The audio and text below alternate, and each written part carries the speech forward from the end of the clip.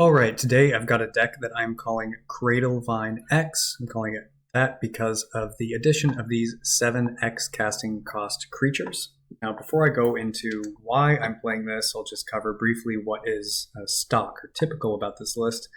And that is, like any other Cradle deck, it is using Bazaar of Baghdad, the 8 root wall creatures, and Hollowvine package to start with a lot of power on turn 1, and then hoping to use a Gaia's Cradle on turn 2 to power out some hateful cards like a Collector Oof, or in some cases, even casting Force of Vigor.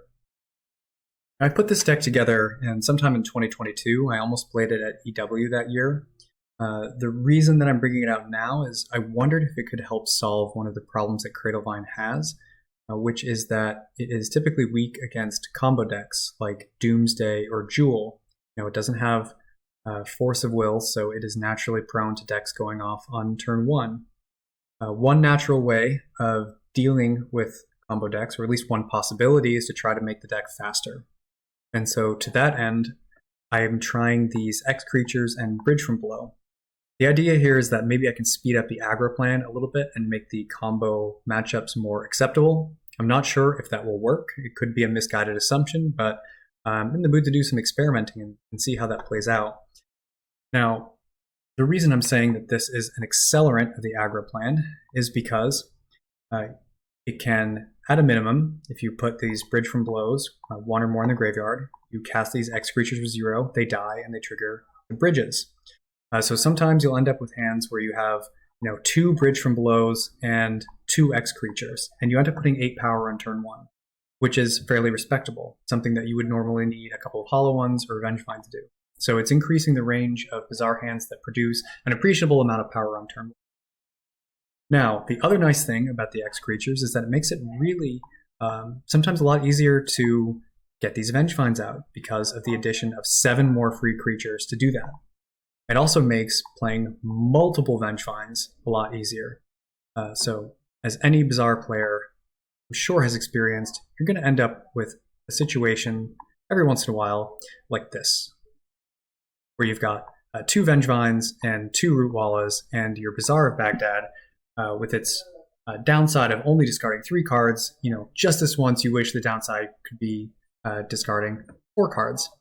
But with the addition of the X creature, that makes it more likely. Like normally, you would hope that there'd be a Hollow One in the situation, but there's only 4 of them. Now you've got 7 more creatures to do it. So with these zombies, you're getting more 2/2s. It's going to be easier to trigger the Vengevines, and that should boost out the aggro plan. It's worth noting that a typical Cradlevine list will use Hex Drinker as a mana sink to get big creatures. These X creatures can do a little bit of an imitation of that. Maybe not as good as Hex Drinker in that it won't get protection from everything and attack through a wall of blockers. But with this deck, I've played 9/9 Endless Ones and Stonecoil Serpents, and they're appreciable. You might notice I only have 3 Stonecoil Serpents. I've actually found the Endless Ones tend to be a little bit better because they're more resilient. I've been finding that there's a lot of artifact hate out there, and these Stonecoil Serpents they do get hit.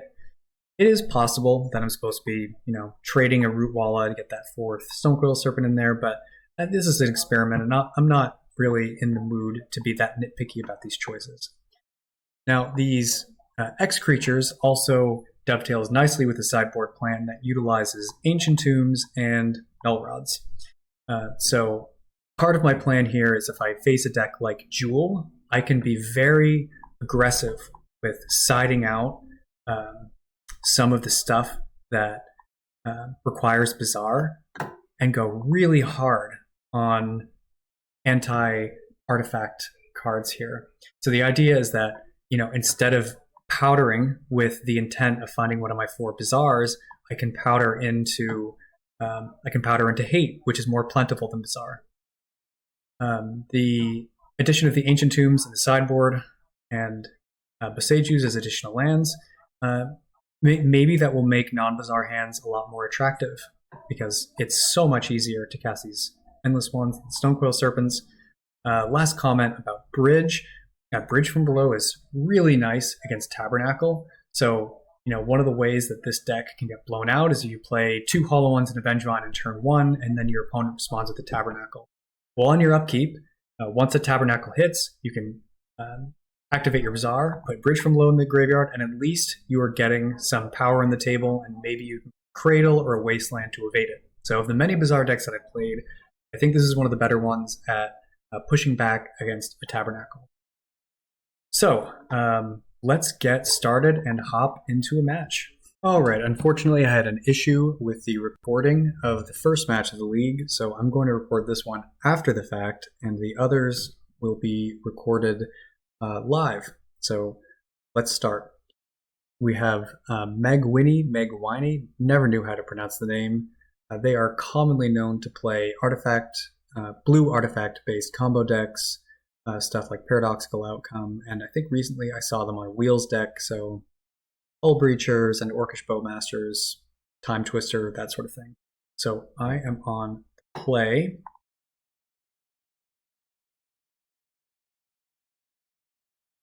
Okay, didn't have a Bazaar or a serviceable non-Bazaar hand, so I powdered, no Bazaar again, so mulliganed. Alright, went down to 4 cards. Pretty sure I keep the Bazaar, Vengevine, and Strip Mine. So again, can't trigger that Vengevine currently in turn 1, but as opposed to a normal Cradlevine deck, we've got those extra 7 X creatures to trigger it, and let's see if we get there.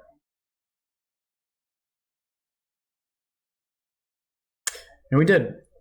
So going to be playing the Hollow One and the Vengevine on turn 1 with a Strip Mine as backup.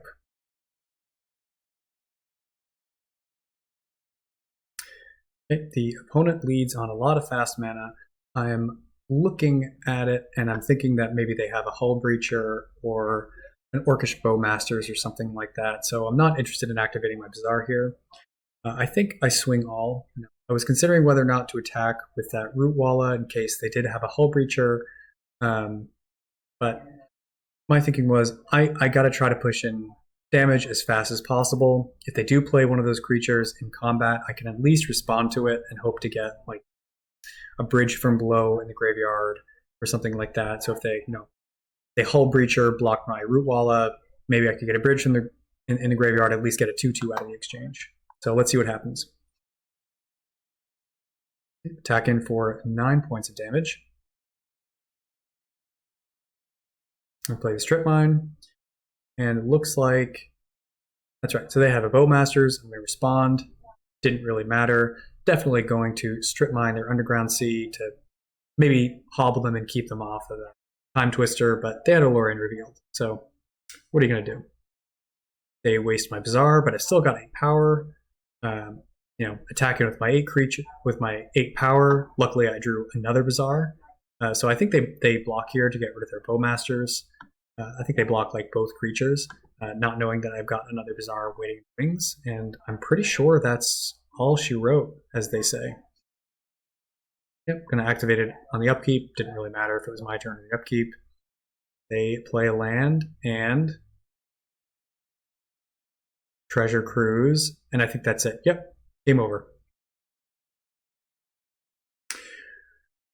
Alright, since I'm recording this after the fact, I can't really show my sideboarding live. It's hard. I can at least describe what I did. So you'll notice that I really leaned hard into the non-Bazaar sideboard plan. Again, not really sure if that's the right thing to do, but I was interested in at least trying it out. So, taking out 10 cards that really require Bazaar to be effective, and one of the namesake cards itself, right? So putting in 4 Ancient Tombs, a couple of Vigors, 3 Null Rods, and 3 Besejus in case they had Tinker into Sphinx. Like, notably they're not a Lyris deck, which raises the specter of that pesky 6/6 flying protection from green. So definitely one of those Besejus in. Let's see how it worked out. Okay, so they kept 7. They're starting with Strip Mine.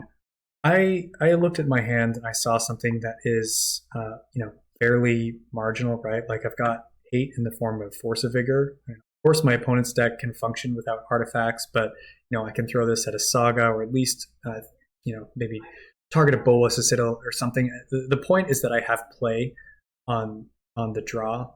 This Bazaar doesn't do anything. Like there is no discard equity, so no Hollow Ones, no Root Balls or anything. It's not like I'm looking at a 6-card hand. It's more like a 6.5 if I don't draw good stuff with Bazaar, because at least I can use it as a forest. So I'm feeling it's pretty marginal, but it has some game. Now the opponent starts off with a Pithing Needle on Bazaar. I don't really hate seeing that, given that I'm not really intending to do much with this Bazaar anyway. Now, a decision point here, I can lead on this Wasteland, and the question is, do I hit the Strip Mine or not? Or do I, try to see if they won't Strip Mine my Wasteland and I can play a Null Rod? I think I do go for a Wasteland here. I was thinking, maybe I can keep them off of playing stuff like Orcish Bowmasters or developing their board. They didn't show any jewelry or any artifact accelerants up front, so I thought maybe they didn't have it and they would have a slower start. But of course, they could just be holding them back, right? Because they're afraid precisely of Force of Vigor, which I do have. It's possible I'm supposed to keep this Wasteland for Urza Saga, but I played very aggressively and went for the Strip Mine. Not sure if it's right. They played an Underground Sea. Nothing. I led on Bazaar here. I think I should have... So, I'm not sure if that was right. Maybe I should have led on the Cradle of Growth. I think what I was thinking here was that I really want to get to a second land with the Pithing Needle on Bazaar. If they have another Wasteland, they won't hit my Bazaar just because they turned it off. Maybe they'll want to be greedy. But it's possible I'm supposed to start with that Cradle of Growth. Okay. They play a Vamp, presumably going for an Ancestral Recall.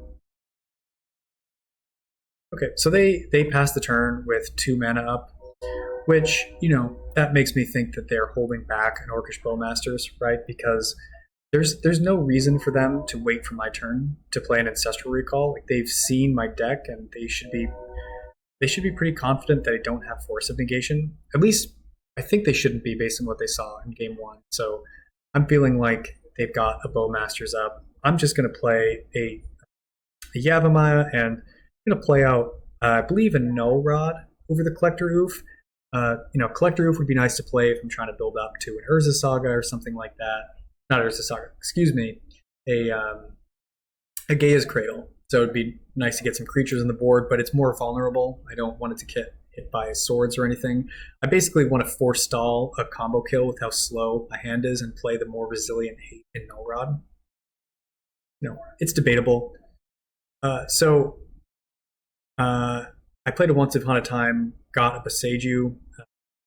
Unfortunately, I can't go back and show what those other cards were. It was like a Stonecoil Serpent and some lands. All stuff I wouldn't mind drawing for those next 5 turns.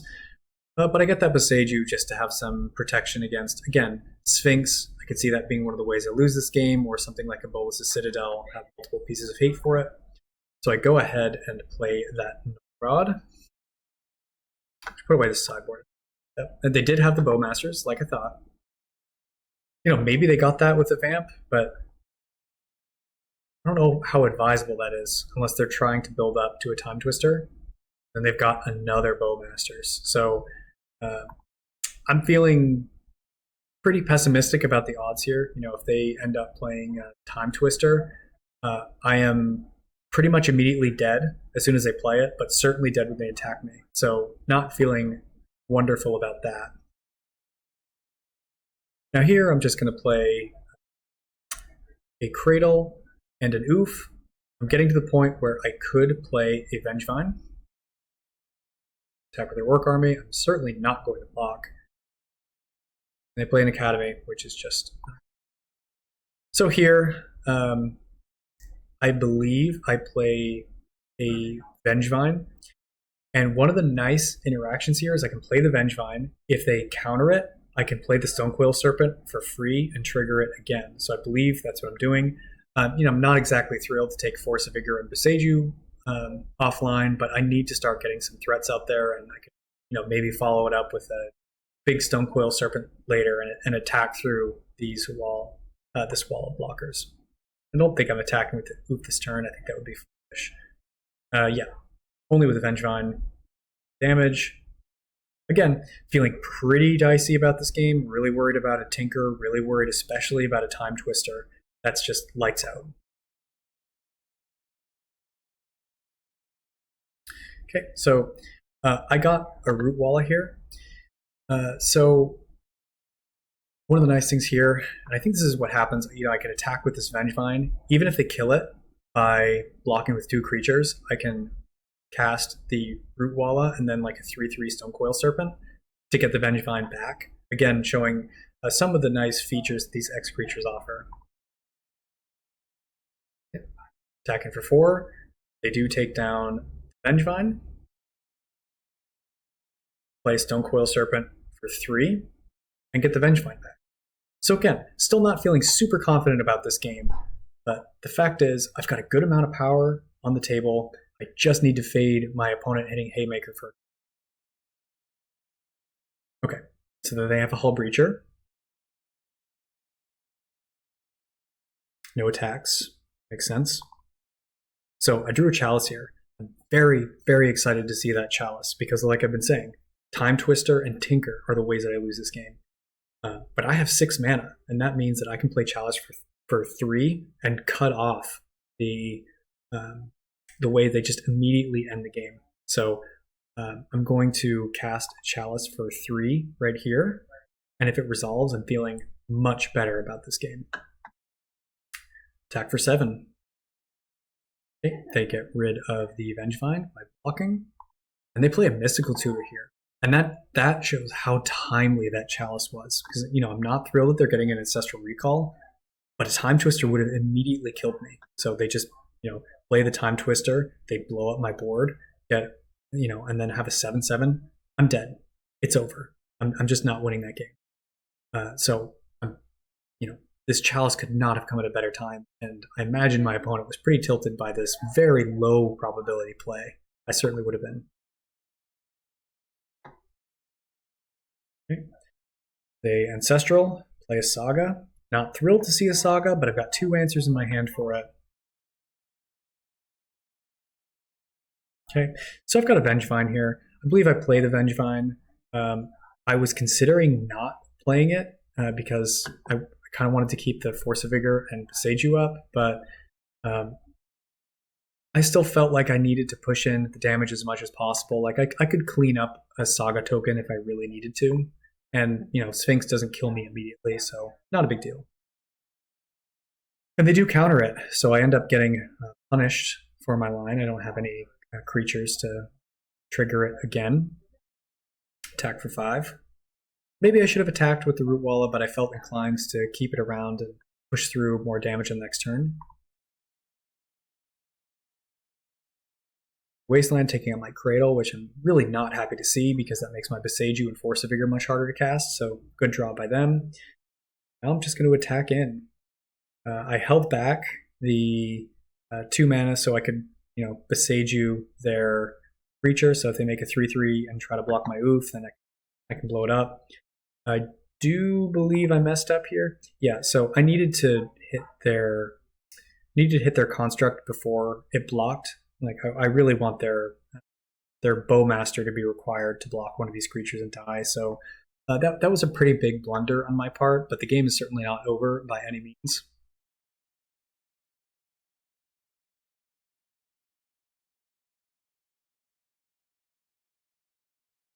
So they play a Containment Priest, so those Vengevines aren't coming back anyway. They do make a 3/3, which is going to be a 4/4. Yeah, that was my Force of Vigor timing, so killed the Saga and the Construct to try to push through damage. They end up having the Tabernacle, which means I'm going to lose one of my creatures. And a Soul Gauntlet.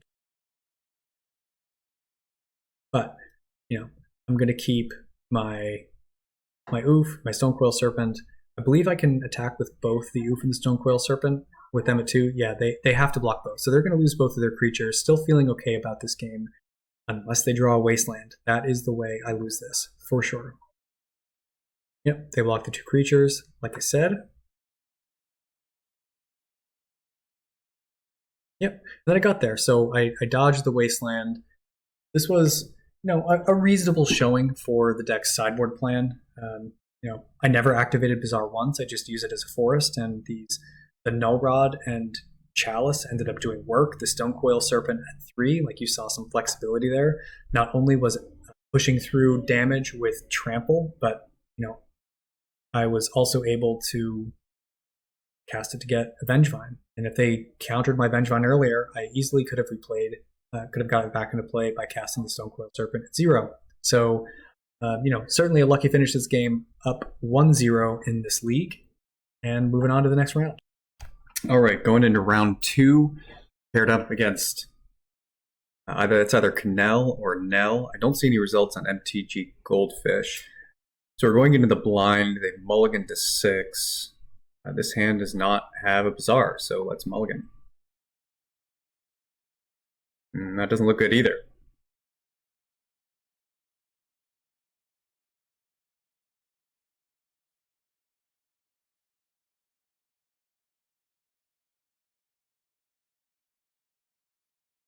All right, they've started with 6. We're going it again.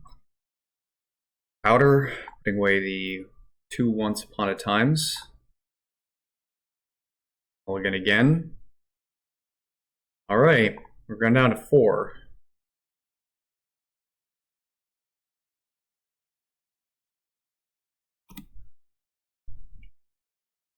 Doesn't look great. Delta.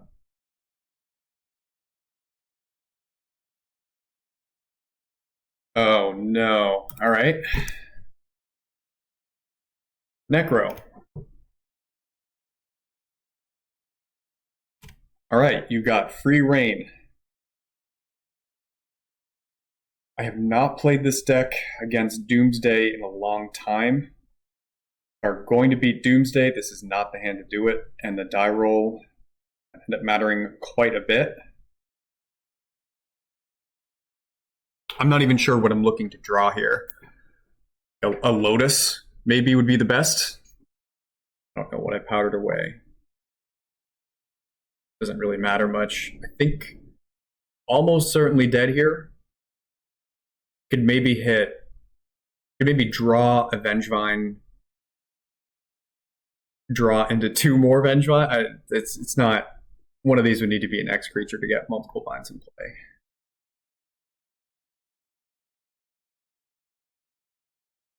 It's not looking good. And Strip Mine is not it. Just going to have to go in for it here. Really not optimistic. I just have to hope I don't die next turn and maybe hit a Cradle or something here to cast an Oof, which I'm sure they're... Oh, just right on time. Well, I mean, I'm going to grab a Vengevine. It's going to be too late. I really don't see how I survive the next turn. The lesson here is to play decks with Force of Will, because that's how you win Vintage, right? But I don't do that for no good reason, so here we are.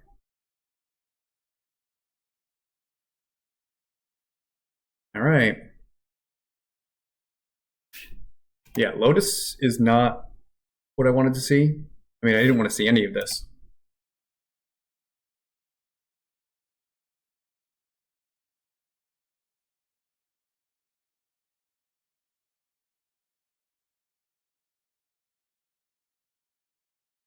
Oh, okay. So they're just gonna kill me right here?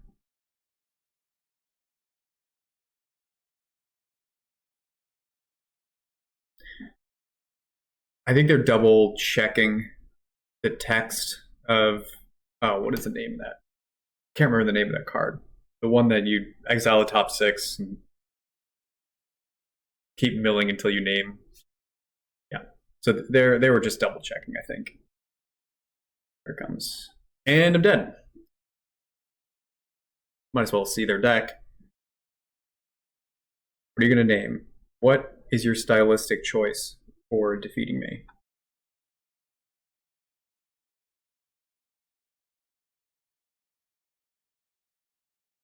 Screenshot that.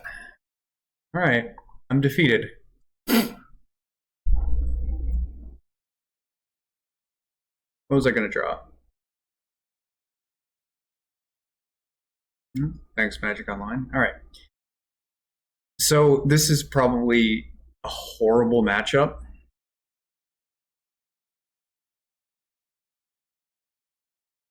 Not really a lot I can do here. I don't.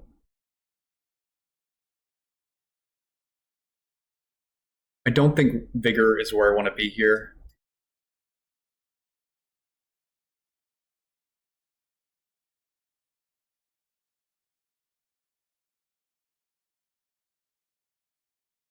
So here's where I'm torn. I think I am definitely the beatdown in this matchup, and that is going to encourage me to keep in my maximum strength so I can have a very powerful opener. On the other hand, I am tempted to put in some of these Null Rods and maybe some of these Ancient Tombs.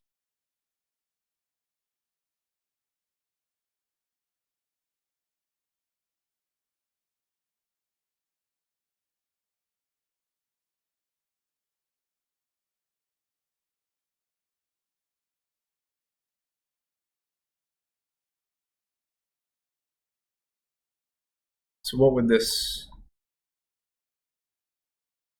look like?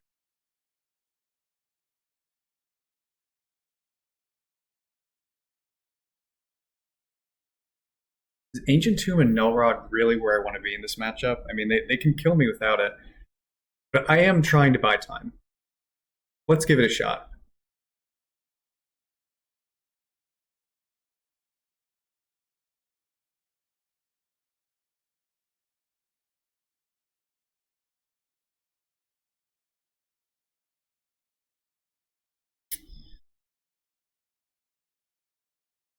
So this is actually interesting because I could start on turn 1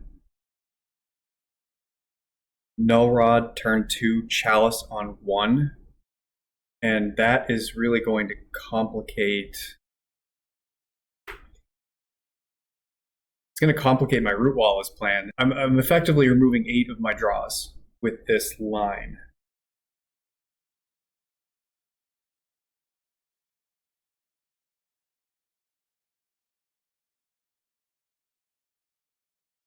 This is very close. You know, maybe if that powder were something, anything else I could cast, this would be a lot easier of a decision.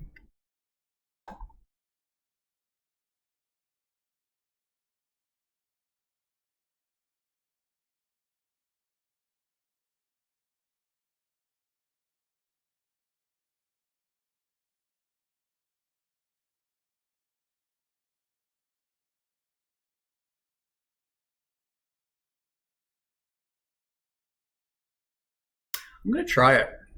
I'm curious.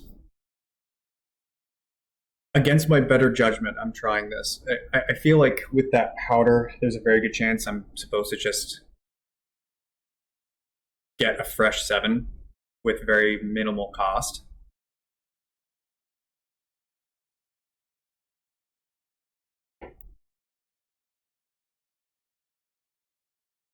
Got a plan, but it's very slow. The advantage is I really don't expect them to anticipate what's happening here. Like that they did the late line. They mulliganed without even knowing it. All right. Was I supposed to lead on Chalice on 1?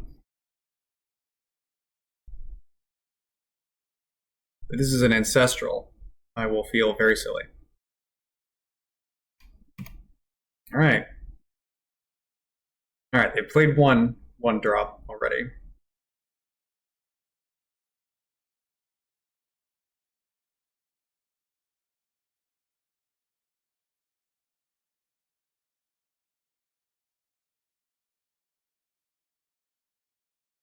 Yep. So probably supposed to lead Chalice in one there. They're top two. Wouldn't mind a Wasteland here. That's not bad. I'm going to use the 2 life to play this Chalice because I want protection against Daze. Now, one of the cool things is I can play my Vengevine next turn. Oh, no, never mind. I was going to say I could play my Vengevine next turn. If they counter it, then I could play the Stone Coil to trigger the Vengevine. It's a fun little interaction. But obviously I can't do that because they have Leyline. All right. So I've really liked Ancient Tomb in some of these bizarre decks I've been playing for exactly this reason. I'm getting this Vengevine out turn early.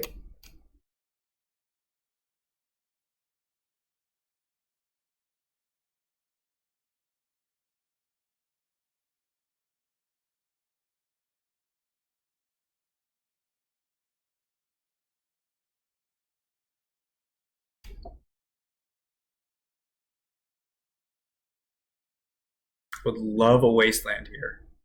Hey, we got there. I draw a lot of time. All right. That was fun. Took a gamble. Paid off. Am I happy with the rest of this? I mean, no, I'm not happy with this matchup. I think very unfavored here.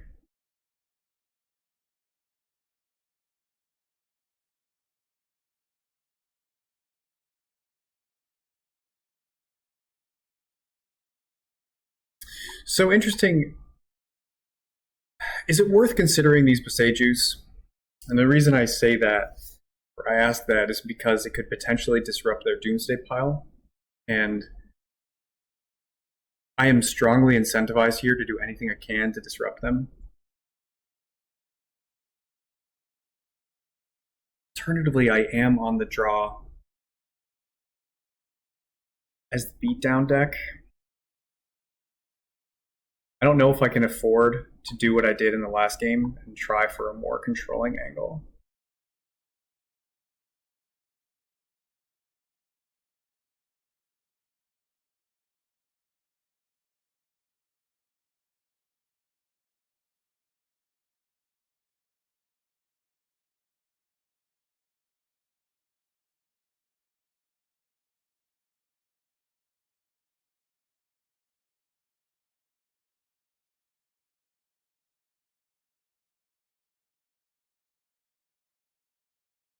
This is tough. I didn't think through how to board for the Doomsday matchup very much.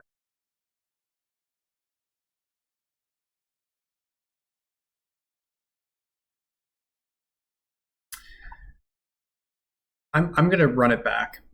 Let's just see where this ends up.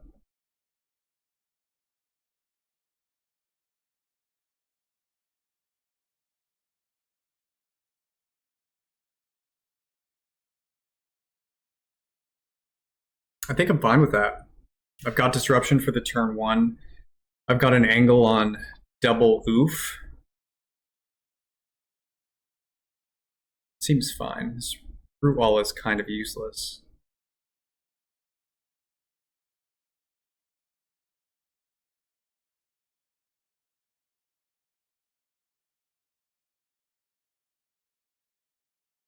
They mulligan to 6. Love to see another ley line. Mulligan to 5.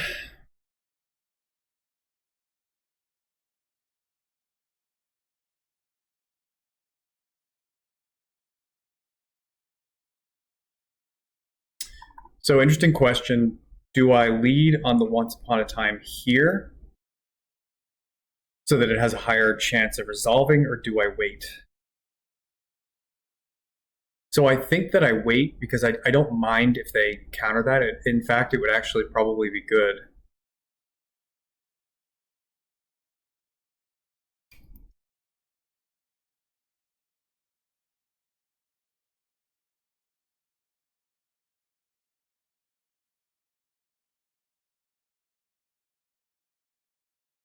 Smells like an ancestral to me. All right.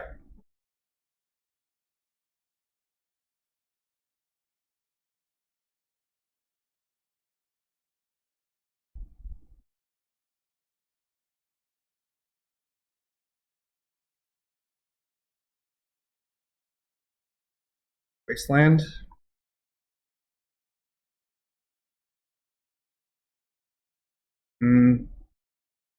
Maybe I shouldn't have played that to start. All right.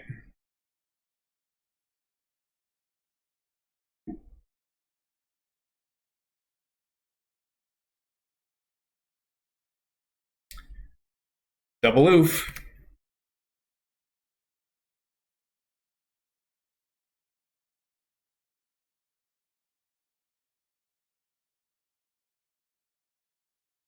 What do you got?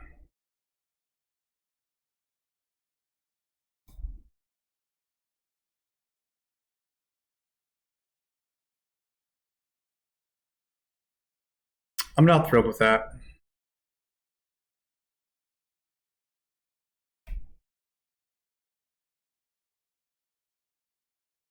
Maybe that's aggressive. I don't know.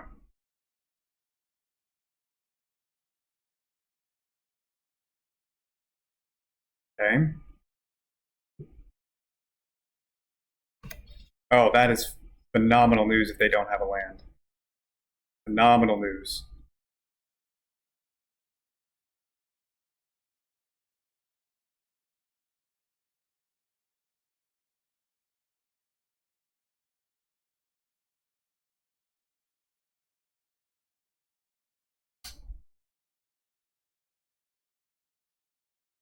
I guess I'm bizarre here. I was thinking about not in case they have Tabernacle, but I've already got protection against that. So let's go in.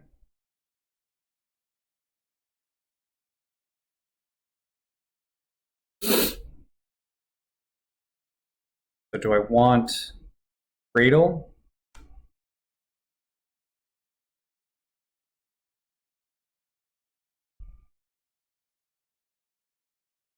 I want another Wasteland.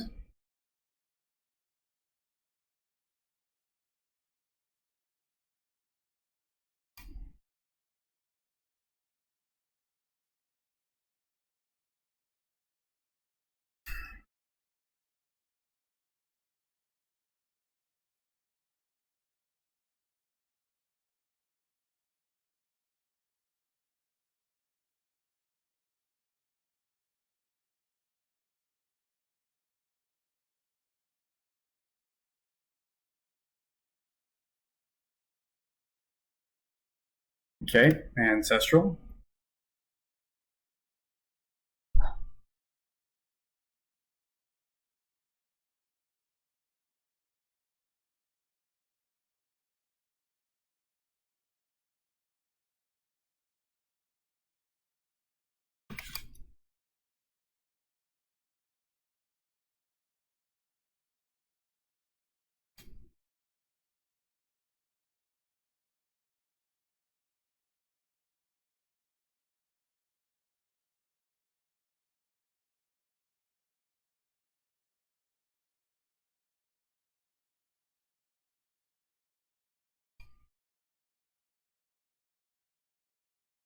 So the way I lose this, I'm pretty sure, is they have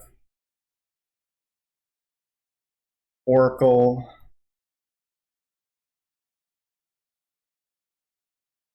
and the Tutor again.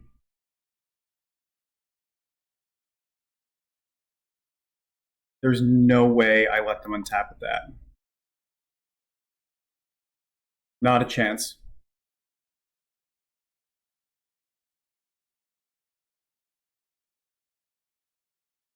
Wow, got there against Doomsday. Look at that. Okay. All right. Round 3 on the draw against J Necht. Not sure how to pronounce that. Looks like they play a fair amount of Oath in this format, so not thrilled to be on the draw. Definitely going to keep and reveal a Once Upon a Time on their upkeep.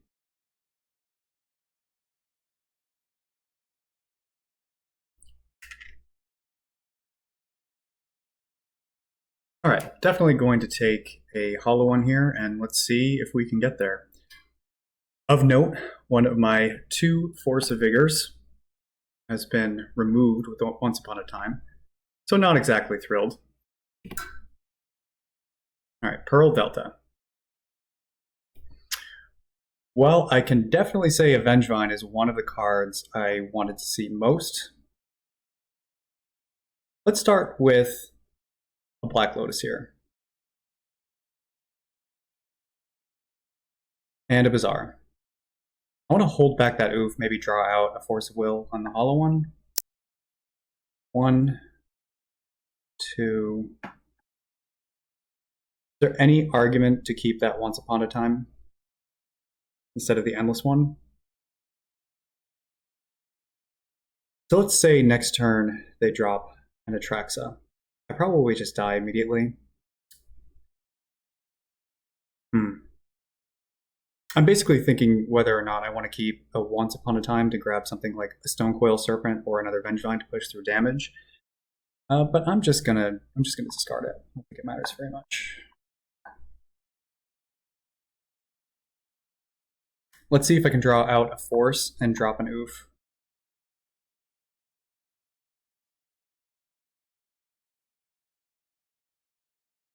Now I wonder, does their list play a Force of Vigor main?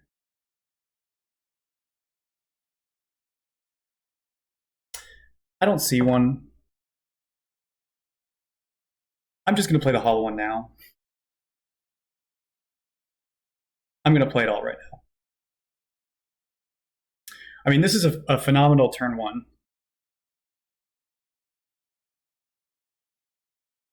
Do I want to play an Endless one at 1? Does it matter? So let's see. That is down to 16. And the next turn, 1, 5, and that looks to be lethal next turn, even if I don't try to extract value out of the Endless one, correct? That's 15 here. Yeah, I'm going to hold it back. I don't think I need to play a 1-1.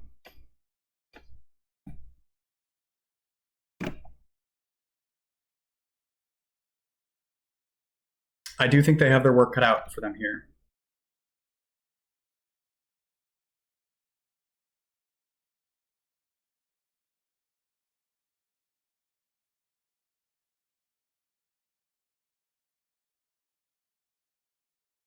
Okay, well, that is an example of Bazaar doing its thing.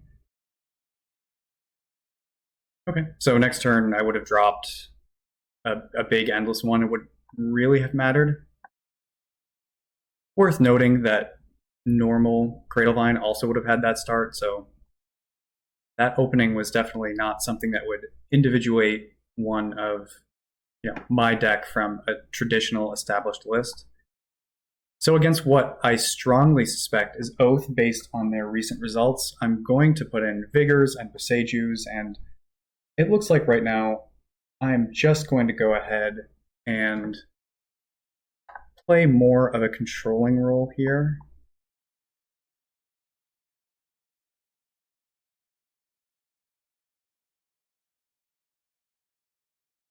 I mean, I do hesitate to do this because I want to have a busted start against them. And so that would incentivize me to keep in the Root Wallas and the Bridge from Belows and that sort of thing. But on the other hand, I really want to get Vigors and Besejus here, and it feels more important to me that I mulligan to one of these hate pieces than to gamble and have a very strong Bazaar start, especially on the draw. So I'm going to pull back in a couple of hollow ones, which might seem strange, But again, I did this in a prior game, this match, where I trimmed on some of the bizarre stuff in favor of a more hateful-oriented deck. An alternative would be to trim some of those oofs, because I don't think they're particularly strong in this matchup, but they keep the green count for Force of Vigor higher. And frankly, I'm not sure if this is the appropriate way to approach this matchup, but I'm going to give it a shot.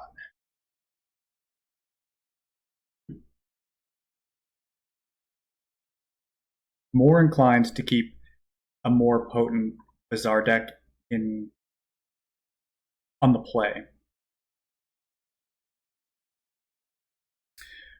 Well, this is certainly not a hand I am thrilled to see. It's very slow, doesn't have a vigor, doesn't have a bizarre, so I'm inclined to put it.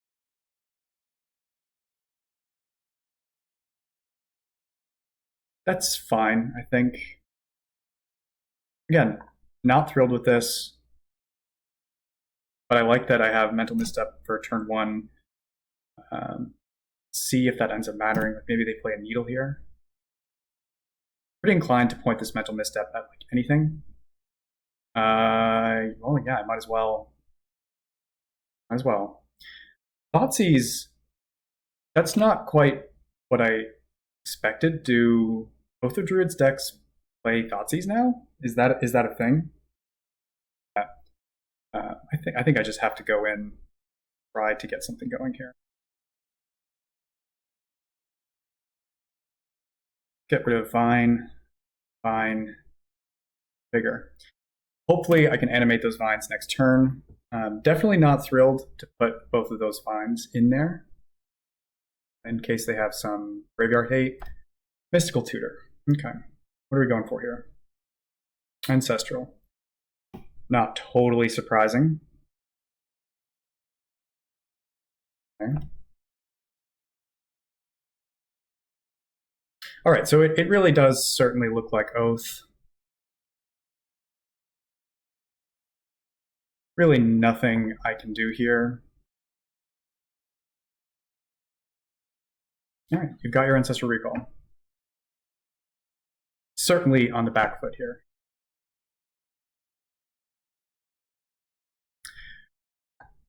I mean, that's a great draw, but the thing I'm really worried about is them playing Show and Tell into Atraxa.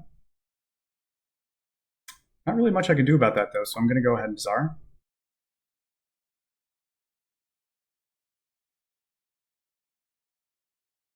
I don't like the pausing there. What, do they have like a surgical extraction or something? I mean, that's probably game over right there if they have that. I'm really all in on these Vengevines.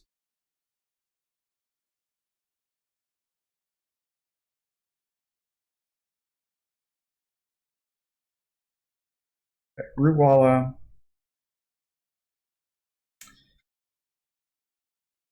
Interesting. I mean, it has to be Rootwalla once upon a time Cradle, right? I mean, is there any compelling reason to keep that Force of Vigor? They die next turn, right? Assuming that they don't disrupt my Vengevines, they die next turn.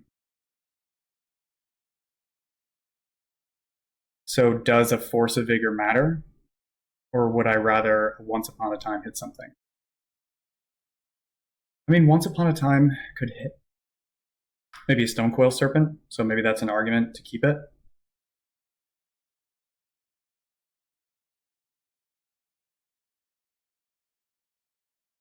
I think I do for that reason. And I also have 3 Presages in the deck, so if they do something like play a Sphinx of the Steel Wind, then I'll have that as well.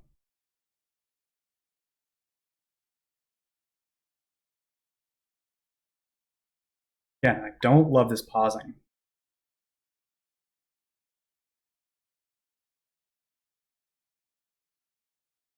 Okay. That is certainly encouraging.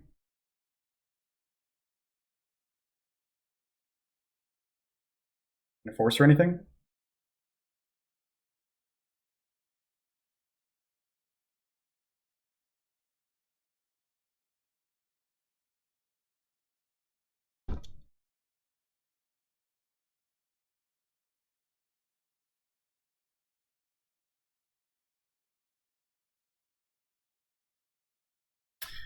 I mean, I'm definitely playing the oof here, but the question is, do I also play the Once Upon a Time?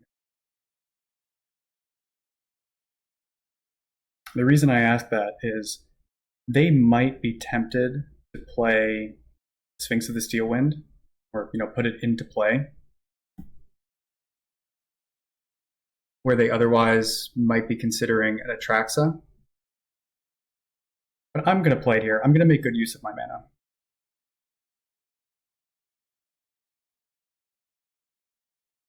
Okay, I'll play another Hollow one. Why not?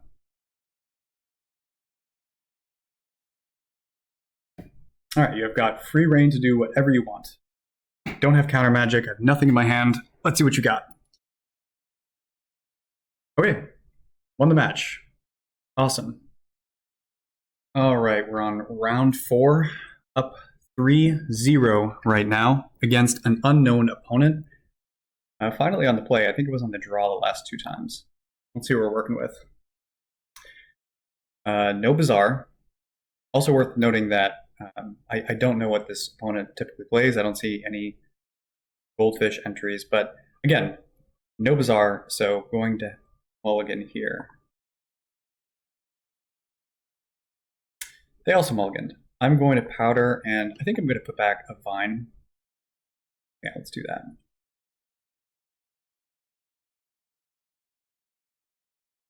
Still no Bazaar. There's a Bazaar.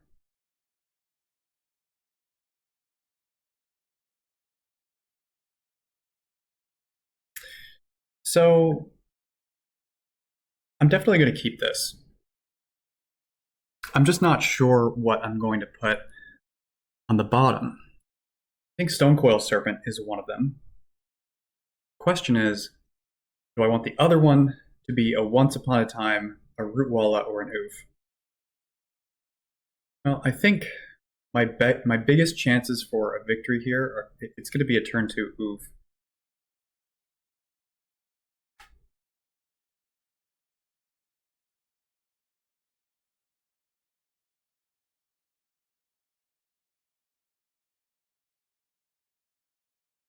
All right, so Rootwalla or Once Upon a Time.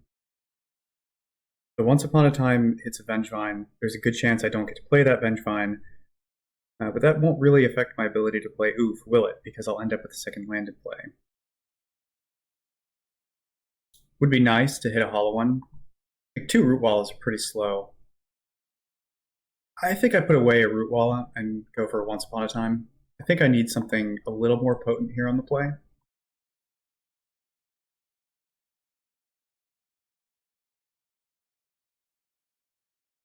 Force removing force. Okay. Well, that's pretty bad for me, so maybe that was an argument not to do it the way I did, but here we are. Yeah, I mean, I'm just going to do it like this. This game is not looking so hot, but maybe my opponent is on an artifact deck and I just get them with the oof.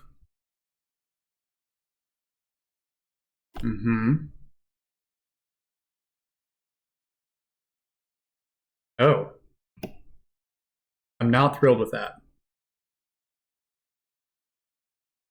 Is this like 2019 PO maybe?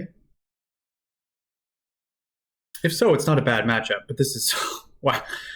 Okay. Yeah, this is really bad for me. With that oof in play, I certainly wouldn't feel bad. But the fact that they had the strip mine is so brutal. They have a 1-drop here. I think it's over. They had a 1-drop and a 0-drop. So they either hit the repeal or the island. Yeah, I think this game is over. And they drew a card off of that. Wow. I need to hit any land. Any single land, and I might have a chance. But it really doesn't look good.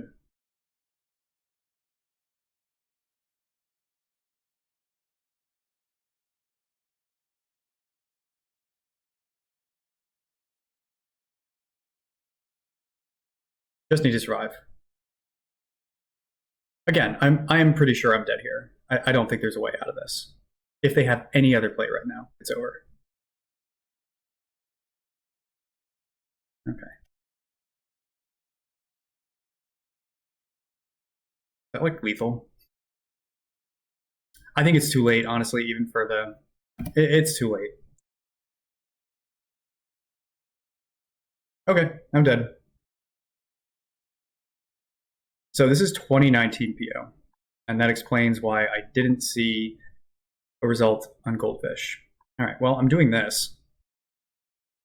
And I'm going to do what I've done in the previous games, remove the bridges. Going to remove the root wallas, 2 hollow ones, and a bazaar.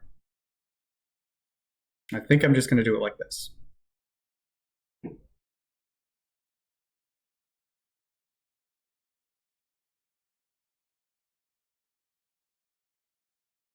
The main deck strip mine out of the 2019 PO is pretty rough. Like that turn 2, I was going to hit an oof. I'm going to play another oof, 2/2. That might have bought me enough time, but either way, they were going to have the repeal and the opal. Yeah, that game was probably just doomed.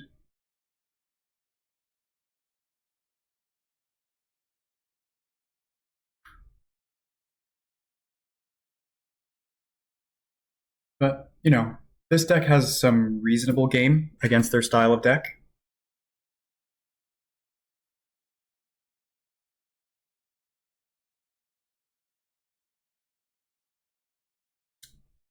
Seven Null Rods, 4 Force of Vigors, Chalice.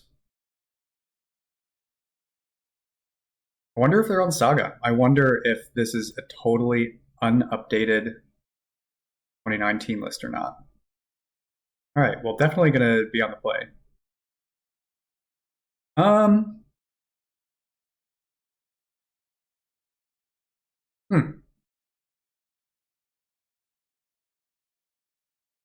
I mean, what would I be looking to hit here? Like a Null Rod?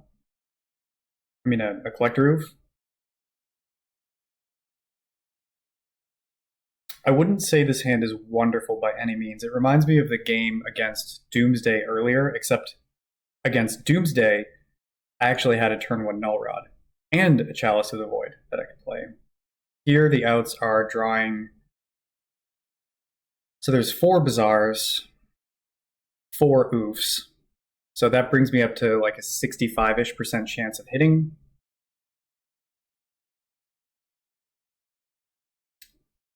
This is super borderline. Again, very borderline. What else could I hit? I mean, let's say for a moment I do hit an Oof. I lead on Boseiju into Rootwall on turn 1, turn 2, play Oof, and I have Chalice. I mean, that's pretty decent. Or anything else I could hit? Ancient Tomb wouldn't be a good hit. I have a 65-ish% chance of hitting Bazaar or Oof. If I hit a Bazaar, this hand is phenomenal. If I hit an Oof, this hand is okay. I'll keep it.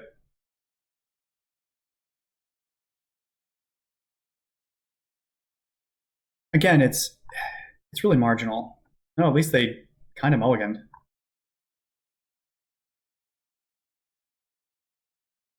Well, I missed. Certainly missed. So I'm not thrilled about that. So the question is, of these cards, which do I want? And I think the answer is Wasteland.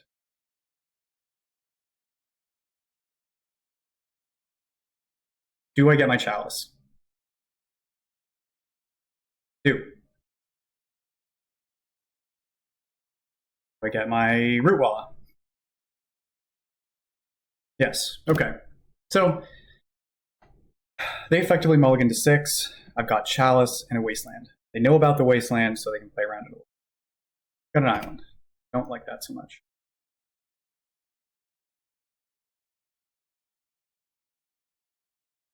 All right, play Wasteland. And so the question here is whether or not I want to pump up the root walla or put away the hollow one. I think I want to cycle the hollow one. I can also play, like this plays around against Urza Saga Time Walk shenanigans.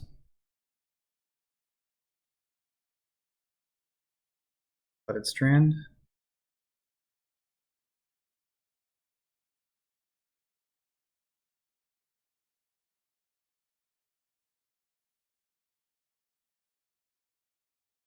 Maybe I should have cycled before. Like, what if they have? I mean, if they've got an Orcish Bowmasters, then Merry Christmas to you.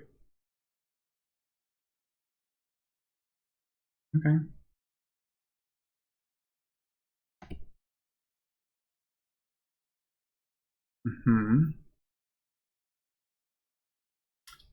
Let's go ahead and attack with the lizard. Don't mind that Vengevine draw, by the way.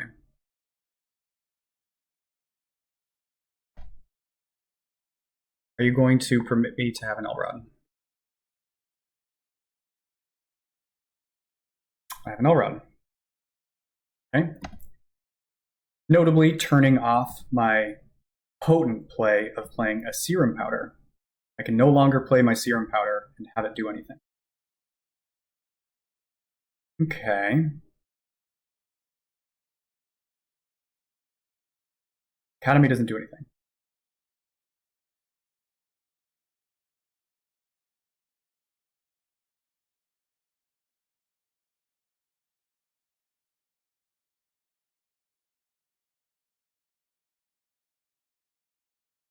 Let's attack with the lizard.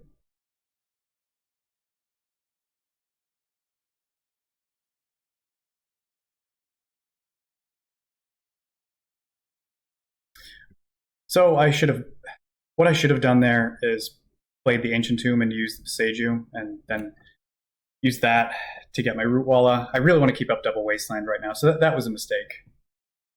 To be clear, what I meant there was I should have played the Ancient Tomb, pumped up the Root Walla like that, so I could have Double Waste Up. Given that I already gone into the combat phase, I didn't want to use Boseiju and Wasteland because I'd only keep up one Wasteland. I could see a blowout situation involving Time Walk, and I need to waste twice, so that's why I did it like that.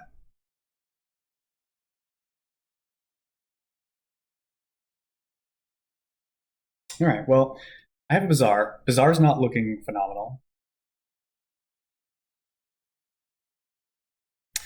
I can play this Vengevine. There's a good chance that it gets countered, I would imagine, after that many draws. Of note, they could have something like Hull Breacher here, which I don't think I'm allowed to play around. I'm going to go for this Vengevine and just see if that works. I've got Bazaar for later. And I am going to attack in with both, and if they've got Hull Breacher, then you've got a Hull Breacher.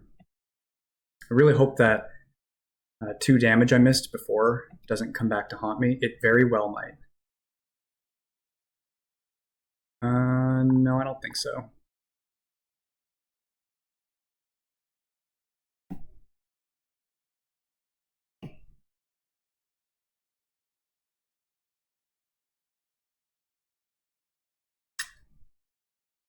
Let's go ahead and swing in.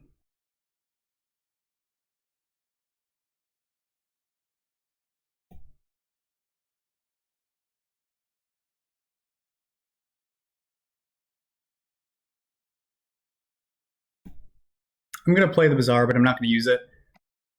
I don't feel compelled to do anything here because I've got lethal on board. Okay, I got there. Oh, they were kind enough to show me their hand, which had 4 0-drops, an Urza Saga, and a Will. So it looks like that Chalice really scammed them out. And if they ever could have removed that, I had the null right. Okay. Go back to sideboarding. Again, I don't really feel a need to mix anything up here. I've kept max green count bigger, so I've got 20 green cards. Got my colorless threats. Maybe there's an argument that I want another Bazaar over a hollow one. That could be reasonable. Especially on the draw when I'm trying to break serve.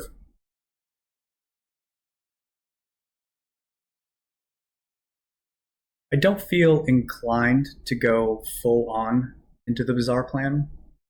I think I'm just going to stay as is, and maybe if I lose, I can learn a lesson. Rather learn a lesson when I'm not 3-0, but you know, that's the way it goes. Not thrilled with this hand. I think this is an easy powder. In with 7. Yep, gonna powder.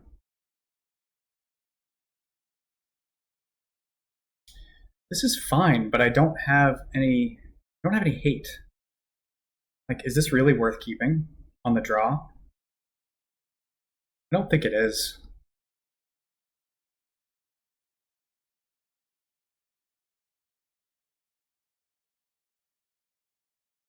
That was probably greedy because this hand is decidedly worse, but I'm going to keep this.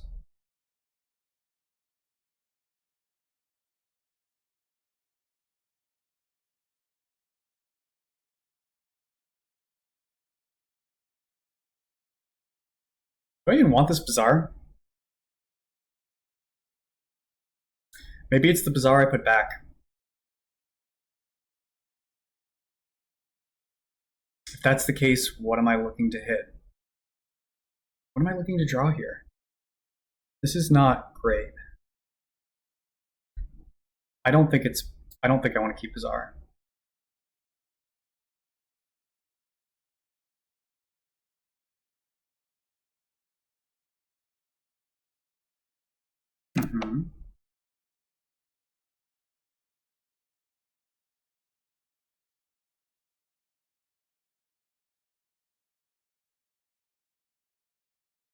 Let's do it here. No.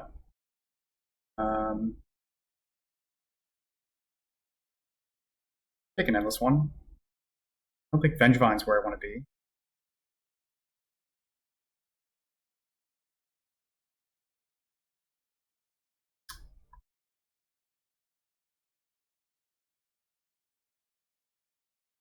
Yeah, let's play Beatdown.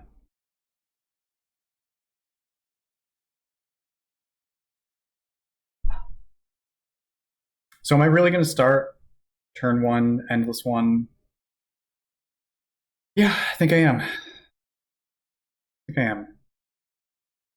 What a powerful play. Probably just going to end up getting like tinkered here or something. Yep.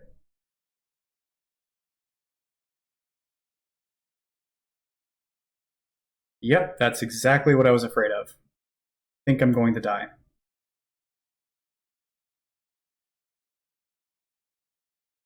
Maybe I really just did want to keep that Bazaar hand to open. And this is going to be a tinker. I just know it. Yeah. Sphinx? I can deal with a Sphinx, if that's what this is. It's a Citadel.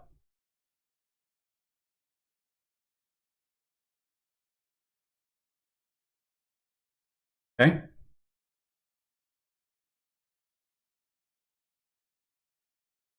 I mean, even though that's not a Sphinx. Okay.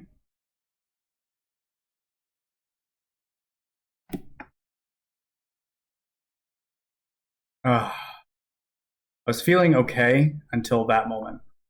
Well, not okay, but yep, that's game then. There's no way I survive this.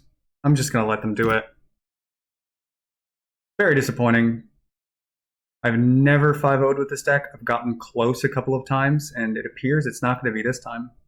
But maybe they'll mess up. Maybe there will be a power outage, or maybe there will be a mystical tutor.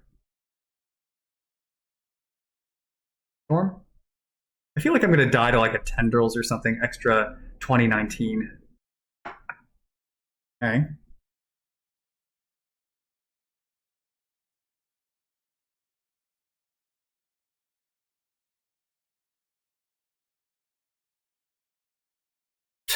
And the Time Walk. And the key.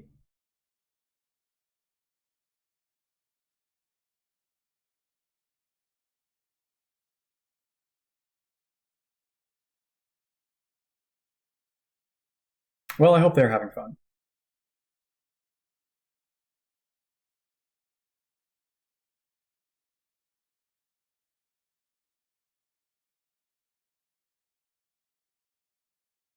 I feel like I'm supposed to be filling up this dead air with something. Oh, look, untap this sapphire. To do what exactly? All right, I'll block. And I'm dead. I'd like to see what I was going to draw. I'm just curious. Nothing. Okay. All right, on the draw once again in the fifth and final match. Presently 3-1 against Crazy Diamond 513. I haven't played against them in a long time, but I have seen them on some pretty cool brews in the past, so interested to see what they've got going on. Although looking at MTG Goldfish, it looks like they have sold their soul and learned the dark arts of Doomsday. Anyway, I'm going to some greetings.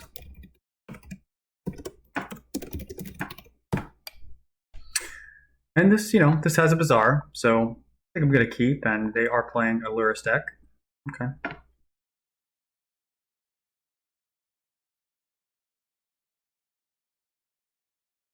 Okay. They are going to see my secret tech. Some of my secret tech.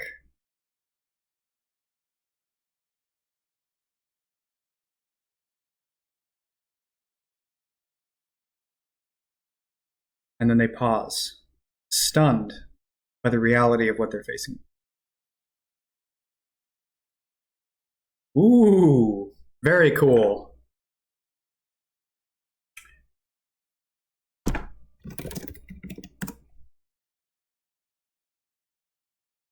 Let's get this Lotus out there. I know I'm giving up equity on Once Upon a Time, but I really want to make sure this happens.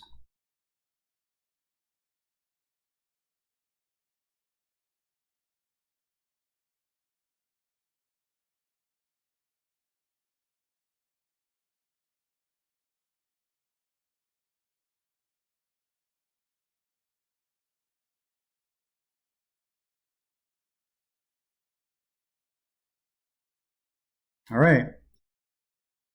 Here's the oof. Don't have a force, please. I don't want you to convert your currency. Hey, no currency converting for you. All right, I'm going to take the F6 off because they no longer know the contents of my hand, I don't believe. Currency converter. What an interesting situation.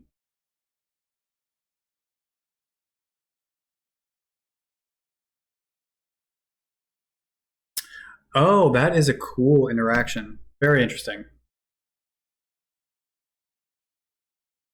They still can't convert their currency.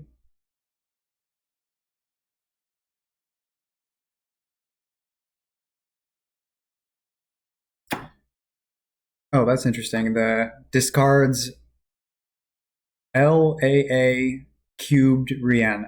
Magic Online, I don't know what you're doing.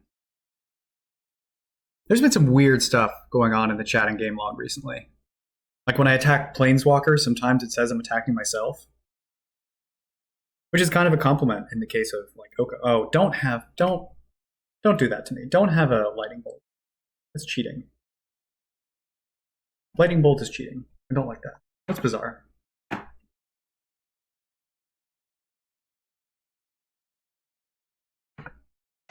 Let's go in.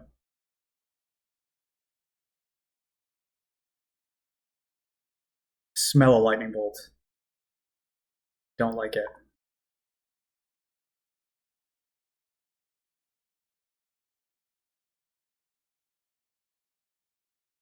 Do I care about playing a Stone Coil at 3, or would I rather just be the beatdown? I think the answer is I'd rather be the beatdown.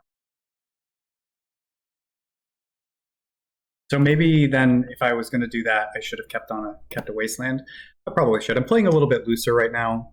Still profoundly tilted by what may end up being a near miss on a 5-0.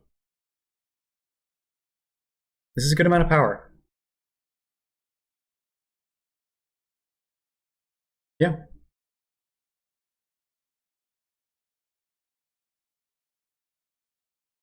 Okay. So, Lurrus and Valk.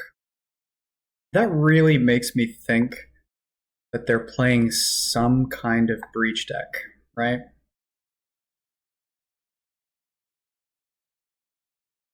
That's what my feeling is here.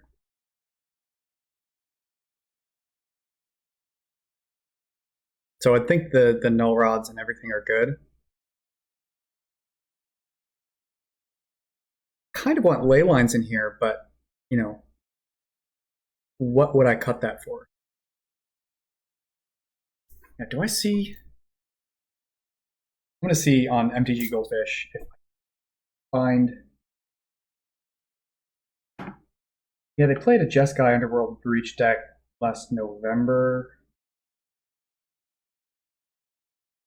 I don't think it played Currency Converter though, or Lorien Reveal.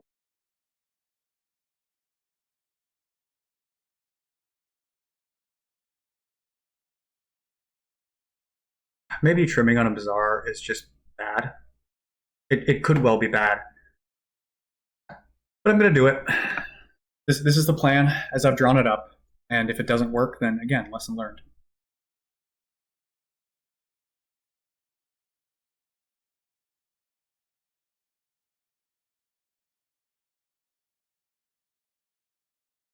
If this is a breach deck,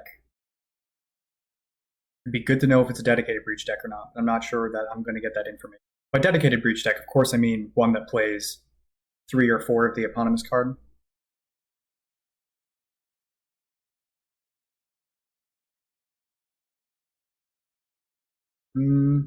That's a no. It's a hard no for me.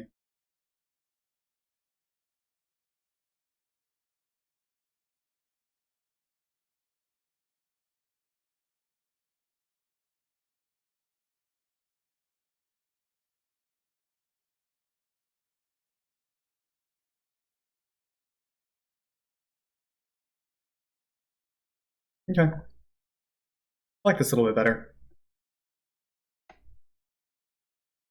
Not super thrilled with it. I think maybe I'm just diluting my potency too much on the draw. Like I'm just trying to get too, I don't want to say clever with it, too cute with it, maybe is the term to use. Totally possible.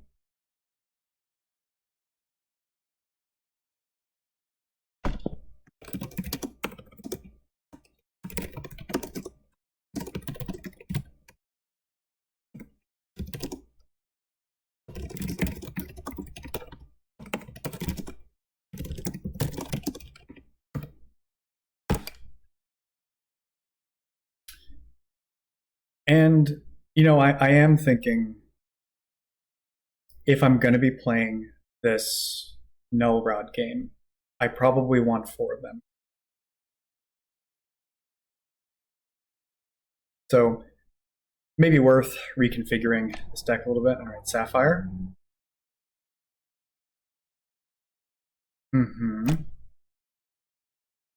Not thrilled with that.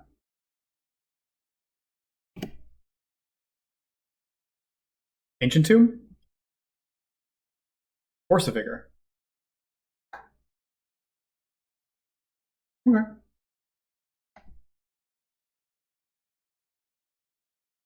Strip Mine Pass, holding up Force of Vigor.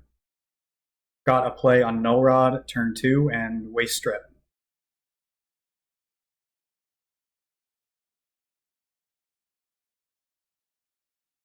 All right. Sting.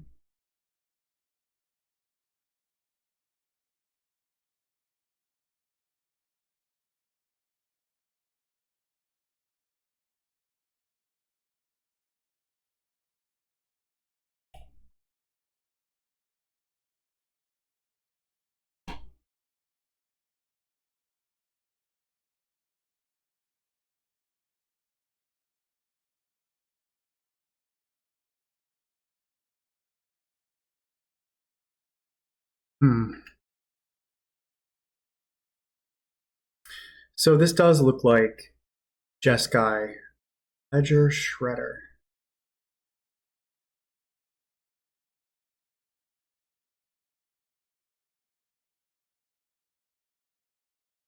Okay. I think this is done. I think I'm dead. Ah, NT. Okay, so this is a breach deck, or at least I'm pretty sure it's a breach deck. I think I'm dead. The fact that they're playing these creatures tells me that my sideboard plan was very likely incorrect. So let me look at this card. Let me make sure I know what it does.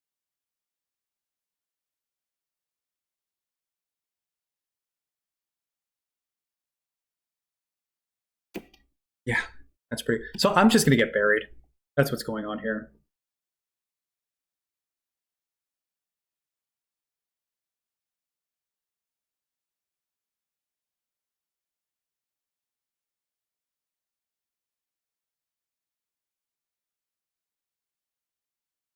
I do think this game is over for what it's worth. My sideboard plan was too slow. They've got a lot of stuff.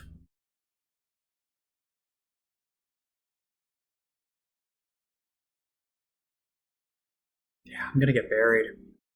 All right, so game 3, I'm thinking it's going to be more important to be more of a dedicated Bizarre deck once again. That did confirm my suspicions that this is a breach deck.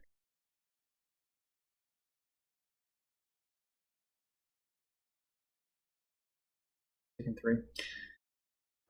What did I powder away? I'm going to play an Intuition. Okay. I think the only way out of this is I hit multiple Vengevines and then waste them off their lands. So Saga, Brain.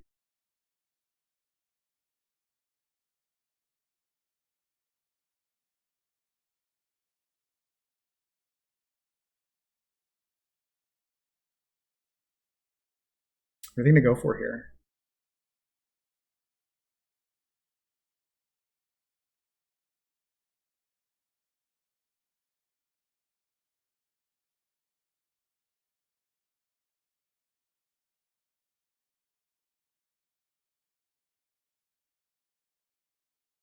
I think you can have an Alpine Moon.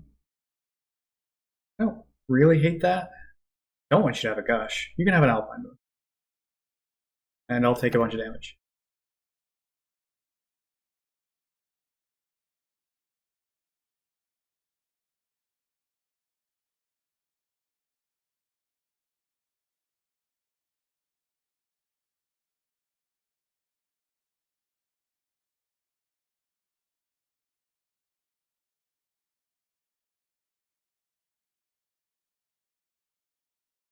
That Ledger Shredder is going to be the death of me.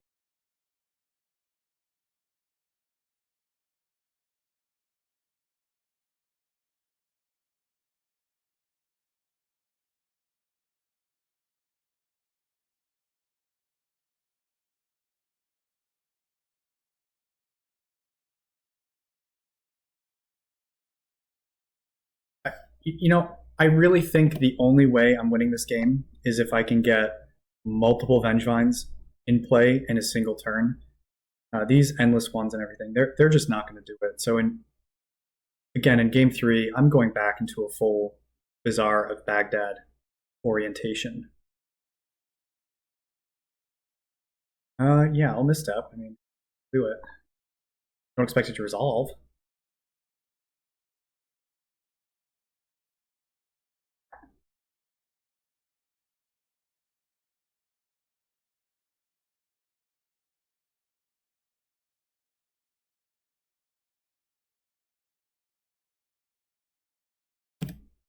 Okay. Yeah, I mean, I'm dead. It's okay.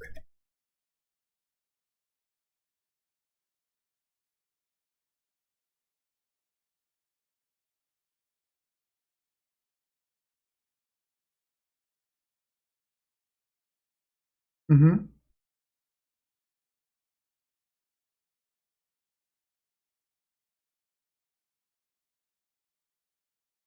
Okay. Well, now that I know what deck they're on, I should take a better look at their list. They have for hate. Payment Priest, Soul Guide, Needle, Alpine Moods, Tormut, Alpine Moods, Tormut's Crypt. A couple of Underworld Breach, so not super dedicated. They're otherwise Jeskai, so it doesn't look like they're playing Demonic Tutors or anything. Looks like they're playing. They may be playing Questing Druids. That's not clear to me.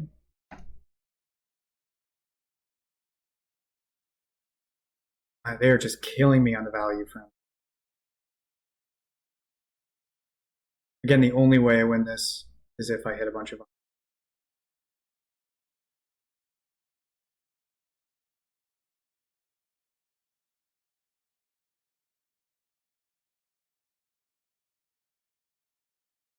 They've got swords and everything. I don't know. Maybe I'm supposed to. I want to hit with these vines if I can, in fact, get them.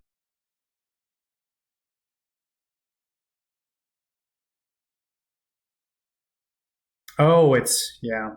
Okay, I'm dead. I misread Alpine Moon. Thanks, Magic Online. Not going to show me my stuff. Okay. So given what I've just seen, matchup's going to be tough.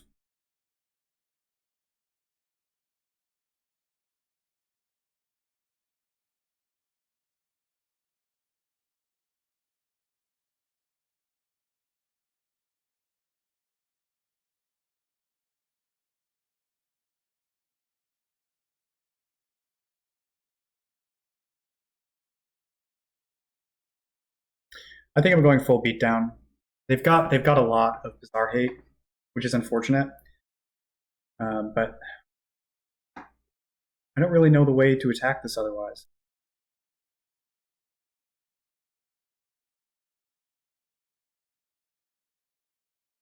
I think I just have to go big on turn one and hope for the best.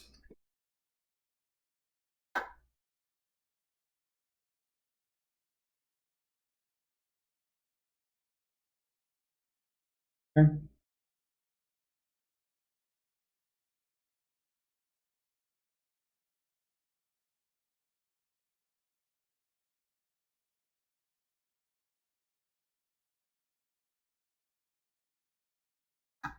Okay, that's a reasonable start.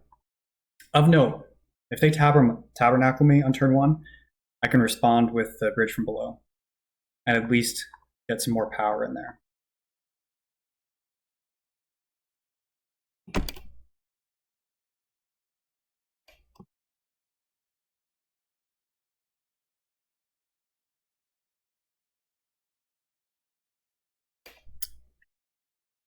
It's about as good a start as I could hope for on a consistent basis. Would love to hit a Gaze Cradle here.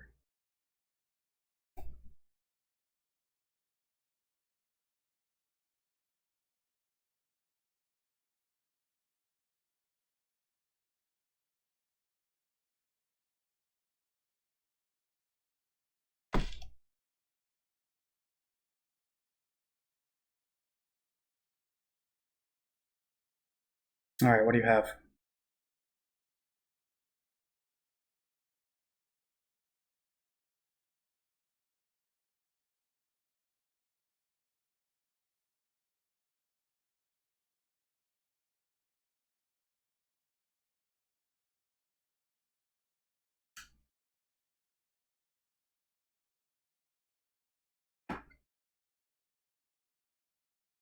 All right, Force of Will. I'll play the Stone Coil at 2. In case they tab me, I can at least get some value back. And next turn, again, I am hoping to play Collector Roof. All right, so they have effectively held me back a bit. I'm feeling okay about this game. Not feeling thrilled.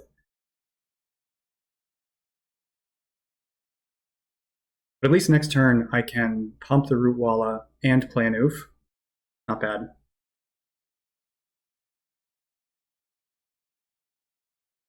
Ugh. Alright, Lyris into hand.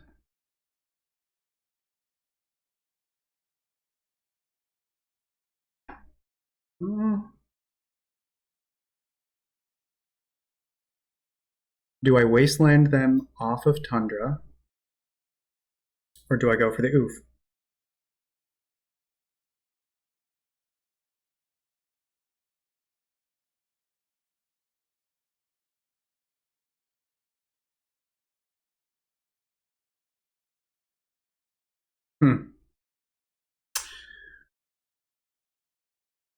I really don't want them playing the Lyris. But the oof might cut them off of more outs. So if I did play the oof this turn, I attack for 1, 4, 6, put them down to 6. I've got 8 power in play. They could go up to 8, and then I could do 2. My gut says do this, but maybe that's wrong.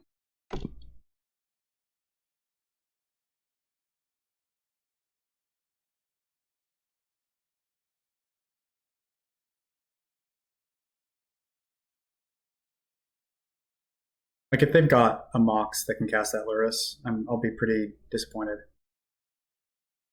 All right, so they were going to get it either way. Well, possibly. They need to draw land here. Or Lorien Revealed. Man, Lorien Revealed is such a good card.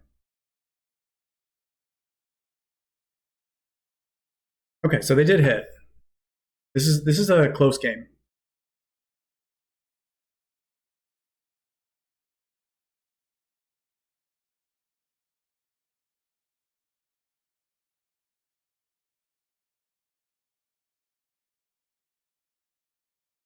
I'm not thrilled with how long they're thinking.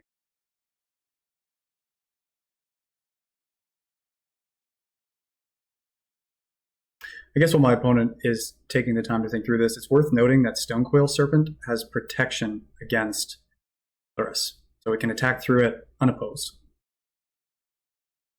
Next turn, I am looking to swing all. Pump the Root Walla. If they kill my Root Walla or anything, at least I get a 2/2, so that's nice.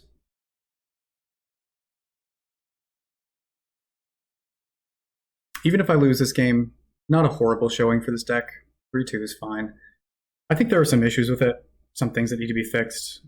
I think it's not going full enough into a Null Rod plan post-board. But I'm not sure. I'll have to think about it. At the end of the day, it could just be worse than normal Cradle Vine, which would not at all be a surprising outcome.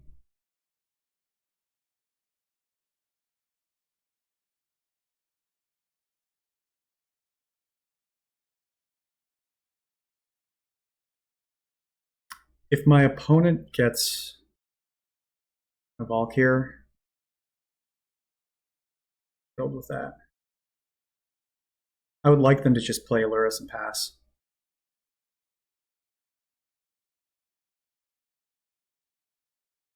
Okay.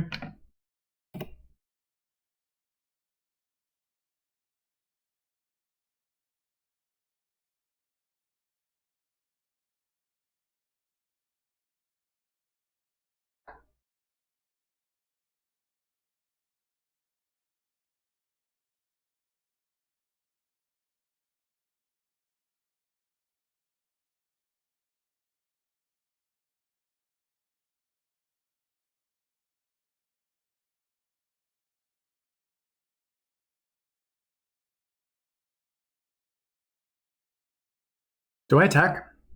I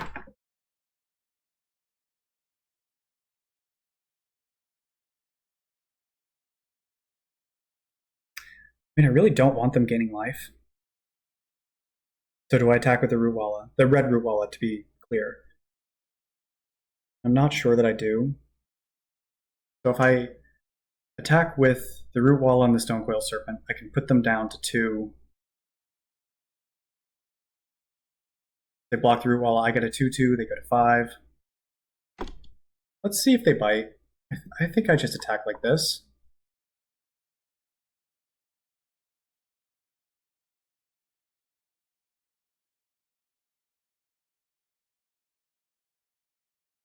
Will they block the green Root Wall? If they did, they go to 9. They go back to 7. I get a 2/2, and then I have 2, 4, 6, 7 on the swing back, which is not lethal. If I attack with the red Root Walla and they block, they go up to 10, down to 5. I get a 2/2. I'm just going to do this.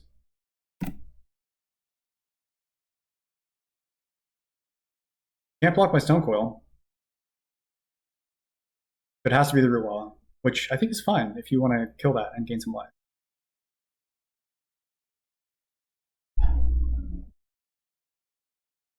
Yep.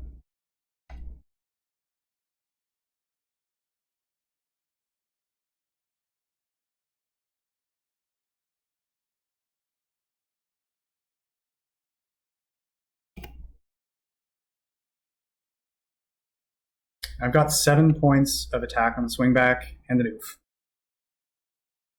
Any land lets me play a hollow one.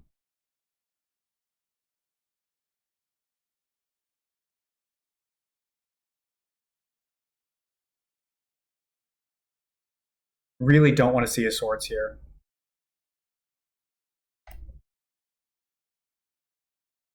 Swords is the start of me losing the game. By, hits the oof, I can only attack for 5 back. My out would be drawing a Vengevine. Vengevine or another Rod would be fine draws.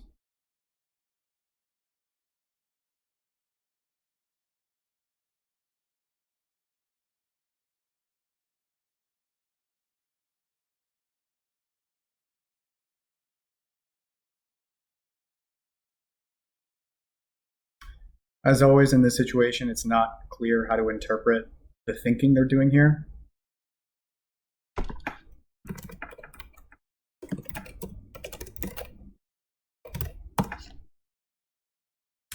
We got there, a solid 4-1. All right, so we got a 4-1 with this deck. A pretty solid result, but definitely a time for reflection. Well, I definitely ran into one of the issues that is common with brewing in the Cradle Vine, Hollow Vine design space, which is that, a lot of the time you're just going to have Bazaar and your Hollow Vine package, and that's just going to allow you to win, and it doesn't really matter what else is in your deck, whether it be Hex Drinkers or Hogax or Bloodghasts or this nonsense that we have here. And I definitely ran into that, especially against Oath, where I just got Bazaars and made the Hollow Vine thing happen. It didn't really matter what my secondary plan was. So I would definitely want to play more matches with this before making any firm judgment. I'll definitely say that, I didn't get any of those, really spicy hands like 2 Endless Ones and 2 Bridges or anything like that. The X creatures into Bridge from Below, if I recall correctly, it really only mattered in that last match. It did nicely there where it got extra power in turn 1, which was the plan. Where another variant of Cradlevine would not have been able to do it. Also got to see one of those additional advantages of Bridge, which is that you can attack into opposing creatures, and when your creature dies and their creature dies, you still get a 2/2. So it really can help with some of the grindier matchups. That being said, a fine showing for the Hollow Vine portion of the deck. I think a medium showing for this. I tried, and perhaps much too strongly, to minimize the value of Bazaar in the post-board games, to the extent that, sometimes it took out a Bazaar, sometimes it took out a couple of Hollow Ones or the red Root Wallas. And I'm not sure that the post-board casting creature plans and Ancient Tombs, I'm not sure that was strong enough. I did get a game against Doomsday doing that. I guess I got 2 games if you want to consider the one with the Lotus and the Oofs, but normal Cradlevine could have done that.